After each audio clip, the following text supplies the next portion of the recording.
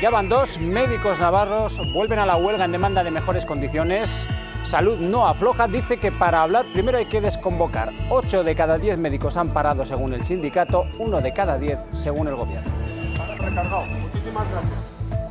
Desde el departamento seguimos abiertos al diálogo, tendiendo la mano al diálogo, lógicamente con la premisa de que se desconvoque la huelga. Nosotros iniciamos la huelga pensando en que tendríamos una interlocución válida y una apertura de miras, y una semana después el Departamento de Salud sigue absolutamente enroscado y ni siquiera nos dan unos interlocutores válidos. Con solo 7 años supo qué hacer para salvar la vida de su madre. La niña llamó al 112 al verla tirada en el suelo inconsciente. La mujer estaba convulsionando a la llegada de las emergencias. Y todo esto que ven es lo que Policía Municipal de Pamplona sacó de 2 bajeras del barrio de La Rochapea, donde había sospechas de que se traficaba con droga. Hay 3 detenidos, todos con antecedentes.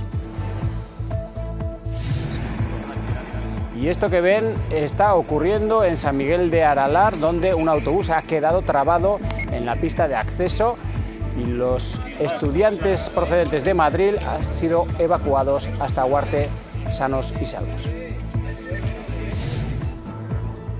Yago Barrasate repite con el mismo 11 que derrotó al Granada en casa para enfrentarse a un Sporting de Gijón que busca su segunda victoria consecutiva para mantener opciones en la parte alta.